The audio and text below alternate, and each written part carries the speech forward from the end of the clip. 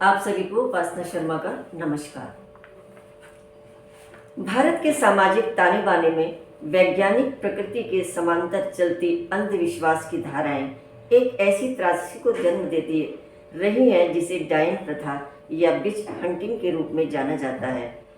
यह प्रथा न केवल मानवाधिकारों का घोर उल्लंघन है, बल्कि यह पितृसत्तात्मक संरचना, भूमि विवाद और स्वास्थ्य सेवाओं की विफलता का एक जटिल मेल भी है।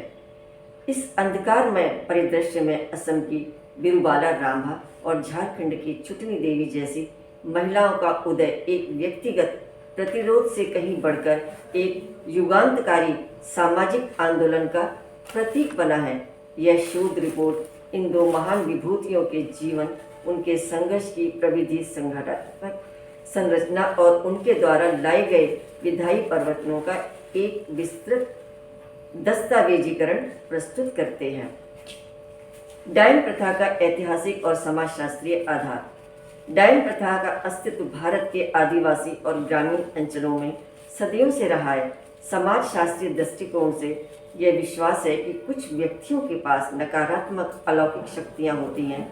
अक्सर जीववाद और पारंपरिक धार्मिक मान्यताओं से गहराई से जुड़ा होता है।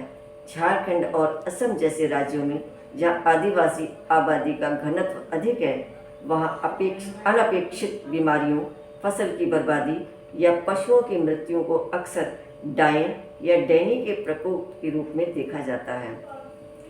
अध्ययनों से पता चला है कि डायन बाइंडिंग का उपयोग अक्सर एक उपकरण के रूप में किया जाता है ताकि उन महिलाओं को नियंत्रित किया जा सके जो सामाजिक मानदंडों को चुनौती देती हैं या जिनके पास अपनी संपत्ति होती है।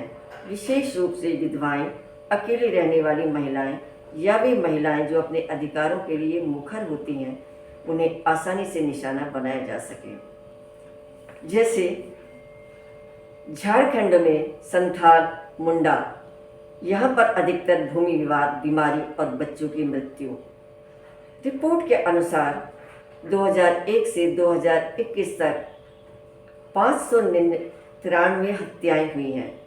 असम में रामभाग, बोडो, मिसिंग, यहाँ पर ओझा की भविष्यवाणी, फसल हानि आदि बीमारियाँ होती हैं। सैकड़ों मामले यहाँ पर हत्याओं के हुए हैं। अब हम बात करते हैं बिरुबाला रांभा, जो असम की एक क्रांतिकारी सुधारक है। बिरुबाला रांभा 1954 से 13 मई 2024, इनका जन्म 1954 में हुआ है। असम के गोलापारा जिले के ठाकुरबिला गांव में उनका प्रारंभिक जीवन गरीबी और अभाव में बीता। मात्र 6 वर्ष की आयु में पिता के निधन के कारण उन्हें 5वीं कक्षा के बाद स्कूल छोड़ना पड़ा ताकि वे अपनी मां की घरेलू कार्यों में सहायता कर सके। उनकी मां स्वयं एक दाई का कार्य करती थी और अक्सर दूर दराज के गांव में सेवा देने जाती थी, जिससे बिरुबाला पर घर की पूरी जिम्मेदारी आ गई थी। 15 वर्ष की अल्पायु में उनका विवाह एक किसान से कर दिया गया, जिनसे उनके 3 बच्चे भी। धर्मेश्वर की बीमारी और चेतनाकर्षण। बिरुबाला रांभा के जीवन का सबसे महत्वपूर्ण मोड़ 1985 में आया, जब उनका बड़ा बेटा धर्मेश्वर टाइफाइड से गंभीर रूप से बीमार हो गया। उस समय गांव में चिकित्सा सुविधाओं का अभाव था और विवश होकर वे एक स्थानीय ओझा के पास ले गए। उस ओझा ने दावा किया कि धर्मेश्वर पर एक परी का साया है, जिसने उससे विवाह कर लिया है और वह गर्भवती है।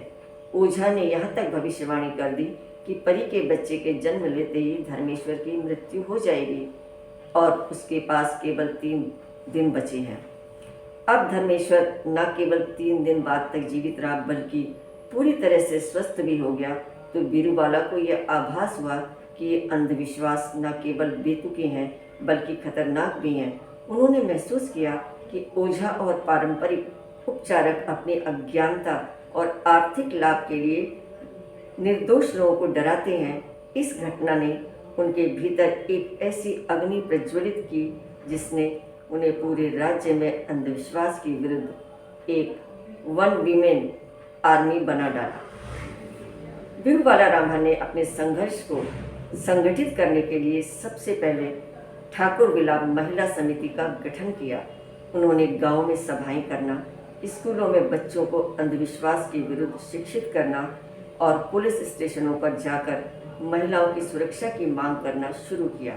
2006 में वे असम महिला समता सोसाइटी से जुड़ी और 2011 में उन्होंने मिशन बिरूबाला की नींव रखी। मिशन बिरूबाला का मुख्य उद्देश्य केवल जागरूकता फैलाना नहीं था, बल्कि उन महिलाओं को बचाना और पुनर्स्थापित करना था जिन्हें समाज ने त्याग दिया था।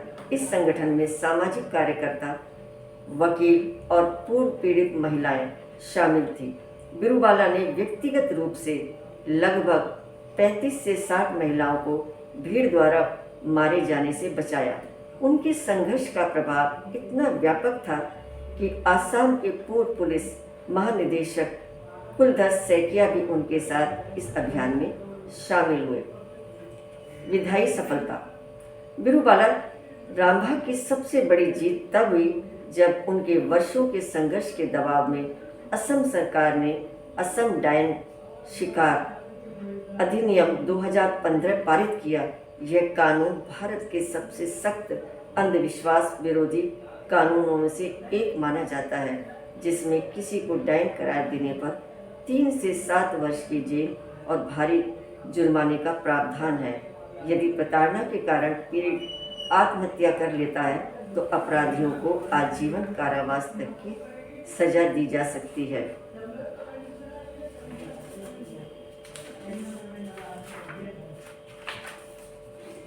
बिरूबाला सभा के जीवन के महत्वपूर्ण मील के वर्ष। जन्म 1954, ठाकुर विला गोलपाड़ा असम में हुआ। चेतना का उदय 1985, पुत्र धर्मेश की बीमारी और ओझा के झूठ का पर्दाफाश के कारण हुआ। मिशन बिरूबाला की स्थापना 1911 में हुई। डायन प्रथा के विरुद्ध समर्पित गैर लाभकारी संगठन है ये। मानद डायरेक्ट 2015 गुवाहाटी विश्वविद्यालय द्वारा प्रदान किया गया। पद्मश्री सम्मान 2021 भारत सरकार द्वारा चौथे सर्वोच्च नागरिक सम्मान से नवाजा गया। इनका निधन 2024 13 मई को अन्न प्रणाली के कैंसर के कारण इनकी मृत्यु हो गई। अब इसके पश्चात एक और ऐसी महिला आती है जिन्होंने आसाम के लिए, जिन्होंने झारखंड के लिए बहुत अधिक कार्य किया। छुटनी देवी झारखंड की शेरनी और न्याय की प्रतिमूर्ति। झारखंड के सरायकेला खरसावा जिले के वीरबास गांव की रहने वाली छुटनी देवी, जिनका जन्म 1959 में हुआ, ये अदम्य मानवीय इच्छा शक्ति का प्रमाण है। जहाँ बिरूबाला रामा ने अंधविश्वास को करीब से देखा था, वहीं छुटनी देवी स्वयं उस अमानवीय प्रताड़ना की शिकार हुई जिससे उनके जीवन को लगभग समाप्त कर दिया गया समझा था। 1995 की त्रासदी और संघर्ष। छुटनी देवी के जीवन की काली रात 3-4 अगस्त 1995 की थी। उनके पड़ोसी की एक लड़की बीमार पड़ गई थी और गांव के ओझा के प्रभाव में आकर ग्रामीणों और उनके स्वयं के रिश्तेदारों ने उन पर डायन होने का आरोप लगाया। उनके जेठ भूजोहारी वास्तव में उनकी भूमि हड़पना चाहते थे और उनके पति धनंजय की शादी अपनी साली से कराना चाहते थे, इसलिए उन्होंने षड्यंत्र को हवा दी। उन पर 500 रुपये का जुर्माना लगाया, उन्हें बेरहमी से पीटा, उनके कपड़े फाड़ दिए गए, उन्हें जबरन मानव मल खिलाया गया, यहाँ तक कि उन्हें पेड़ से बांधकर पीटा गया। अर्धनग्न अवस्था में पूरे गांव में घुमाया गया।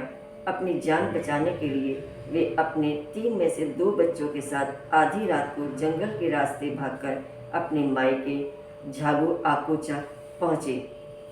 छुटनी देवी ने इस प्रताड़ना को अपनी नियति नहीं माना।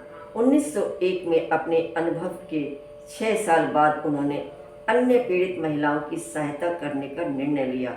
उन्होंने सरायकेला के भोलाढी में एक पुनर्वास केंद्र की स्थापना की, जहां वे डायन बताकर निकाली गई महिलाओं को आश्रय, भोजन और कानूनी सहायता प्रदान करती हैं। उनकी सबसे बड़ी अनूठी पहल पहरेदार टोली है, जिसमें 62 ऐसी महिलाएं शामिल हैं जो स्वयं कभी डायन प्रथा की शिकार रही थीं। यह नेटवर्क इतना सक्रिय है कि गांव भी महिला उत्पीड़न की सूचना मिलते ही उन महिलाओं को तुरंत एकजुट होकर वहां पहुंचाया जाता है और पीड़ित को न्याय दिलवाने का कार्य भी करती हैं। छुटनी देवी को इनकी बहादुरी के कारण स्थानीय रूप से शेरनी कहा जाता है। उपलब्धियां और प्रभाव। छुटनी देवी ने अब तक 125 से 150 से अधिक महिलाओं को हिंसक भीड़ से बचाया और उन्हें समाज में पुनर्स्थापित किया। 2021 में उन्हें भारत सरकार द्वारा पद्मश्री से सम्मानित किया गया। उनकी जीवन कहानी पर आधारित काला सच, द डार्क ट्रुथ जैसी फिल्में और वेल अ विच फ्लाइट्स जैसे बैंक भी वृत्तचित्र बनाने में सक्रिय रहे थे। छुटनी देवी के योगदान के मुख्य आयाम। बचाव अभियान। उन्होंने 150 महिलाओं को मृत्यु के मुख से निकाला। पुनर्वास केंद्र। भोलाडीह में प्रताड़ित महिलाओं हेतु सुरक्षित आश्रय और भोजन दिया गया। सामाजिक सुरक्षा। 62 महिलाओं को सक्रिय पहरेदार नेटवर्क के रूप में रखा गया। जागरूकता। ग्रामीणों को वैज्ञानिक सोच और कानूनी अधिकारों के प्रति प्रशिक्षित करना उनका कार्य था। डायन प्रथा को रोकने के लिए दोनों राज्यों ने विशेष कानून बनाए, लेकिन उनके कार्यान्वयन में और कठोरता में महत्वपूर्ण अंतर है। झारखंड ने 2001 में the prevention of which practices act लागू किया, जो मुख्य रूप से दंडात्मक उपायों पर केंद्रित है। वहीं आसाम का 2015 का कानून अधिक व्यापक है, क्योंकि इसमें पुनर्वास, सामूहिक जुर्माने और विशेष अदालतों की प्रावधान शामिल हैं। असम का कानून विशेष रूप से इसलिए प्रभावी माना गया क्योंकि इसमें डायन शिकार को गैर जमानती और संज्ञेय अपराध बताया गया है। इसके अलावा असम के कानून में ये प्रावधान है कि यदि पूरा गांव किसी अपराध में शामिल है तो पूरे समुदाय पर जुर्माना लगाया जा सकता है। झारखंड में गरिमा परियोजना के माध्यम से सरकार अब उत्तरजीवियों की मानसिक स्वास्थ्य और सामाजिक सम्मान पर ध्यान केंद्रित कर रही है। डायन प्रथा के विरुद्ध चुनौतियां। यद्यपि बिरुवाला रांभा और छुटनी देवी ने इस कुप्रथा की कमर तोड़ दी थी, फिर भी एनसीआरबी के आंकड़े बताते हैं कि ग्रामीण भारत के कई हिस्सों में यह समस्या अभी भी विद्यमान है। उसका कारण शिक्षा की कमी, स्वास्थ्य सेवाओं तक पहुंच की अभाव और भूमि विवाद आज भी हिंसा की प्रमुख ईंधन बने हुए हैं। बिरुवाला रांभा के प्रयासों के कारण असम में 13 मई को अंधविश्वास विरोधी दिवस मनाया जाता है, जो उनकी विरासत को जीवित रखने का एक प्रयास है। छुटनी देवी आज भी पुनर्वास केंद्र के माध्यम से सक्रिय है, जो यह दर्शाता है कि संघर्ष अभी थमा नहीं है। शोध यह स्पष्ट करता है कि डायन प्रथा के उन्मूलन के लिए केवल कानूनी प्रयास पर्याप्त नहीं है। इसके लिए व्यापक सामाजिक सुधार, लिंग संवेदनशीलकरण और वैज्ञानिक दृष्टिकोण के प्रसार की आवश्यकता है। बिरुवाला रांभा और छुटनी देवी की कहानियाँ आने वाली पीढ़ियों के लिए इस सत्य का प्रमाण होने के लिए कि एक अकेला व्यक्ति भी समाज की सबसे गहरी जड़ों और बुराइयों के विरुद्ध खड़ा हो सकता है और व्यवस्था को बदलने पर मजबूर कर सकता है। डायन प्रथा को अक्सर केवल अंधविश्वास के चश्मे से देखा जाता है, परंतु समाजशास्त्रीय शोध इसके पीछे छिपे आर्थिक और लैंगिक समीकरणों को उजागर करते हैं। झारखंड और असम दोनों राज्यों में किए गए अध्ययनों से ये पता चलता है कि डायन बाइंडिंग एक सामाजिक नियंत्रण का उपकरण है। जब कोई महिला अपनी संपत्ति के अधिकारों के लिए लड़ती है या स्वतंत्र विचारधारा प्रदर्शित करती है, तो पितृसत्तात्मक समाज उसे डायन घोषित करके बहिष्कृत करने का प्रयास करता है। बिरुवाला सभा ने स्वयं में कहा था, क्वाक यानी कि झोला छाप डॉक्टर, जो ज़्यादातर पुरुष होते हैं, महिलाओं को डायन करार देते हैं। यह दर्शाता है कि यह प्रथा वास्तव में महिलाओं के विरुद्ध पुरुषों और पारंपरिक शक्ति केंद्रों के गठबंधन का परिणाम है। इन सब बातों के आधार पर निष्कर्ष यह निकलता है कि पद्मश्री बिरुबाला रामबा छुटनी देवी का जीवन संघर्ष भारत में सामाजिक न्याय के इतिहास के स्वर्ण अक्षरों में अंकित रहेगा। बिरुबाला रामबा ने संस्थागत वकालत और विधायी परिवर्तन के माध्यम से असम को एक सुरक्षा कवच प्रदान किया, जबकि छुटनी देवी ने धरातल पर एक जीवंत सुरक्षा तंत्र और पुनर्वास की मिसाल कायम की। इन दोनों योद्धाओं की सफलताओं का मूल मंत्र शिक्षा और सामूहिक जागरूकता रहा है। जैसा कि बिरुबाला रामबा ने विश्वास व्यक्त किया था, सही शिक्षा इस अंधविश्वास को समाप्त करने के लिए समय की आवश्यकता है। भविष्य में डायन प्रथा जैसी कुरीतियों के पूर्ण उन्मूलन के लिए आवश्यक है कि सरकारें इन दोनों के द्वारा सुझाए गए मार्गों, कठोर कानून और मानवीय पुनर्वास के साथ अन्य कार्य भी करती चलें और इनको भी साथ साथ लेकर चलें। भारत का भविष्य तभी अंधविश्वास से मुक्त होगा, अंधकार से मुक्त होगा, जब बिरुबाला और छुटनी जैसी आवाज़ों को प्रत्येक गांव और घर में सुना जाए। और इस पर निरंतर कार्य करते रहना चाहिए, क्योंकि ये समाज की ऐसी घटनाएं हैं। आधी से ज़्यादा आबादी स्त्रियों की है। यदि आप आधी आबादी पर ध्यान देंगे तभी हमारा देश एक समर्थ बन पाएगा, जागरूक बन पाएगा। और उनकी शिक्षा पर विशेष बल देना है, प्रयास करना है। इन्हीं शब्दों के साथ मैं अपनी वाणी को विराम देती हूँ। आप सभी का बहुत बहुत धन्यवाद।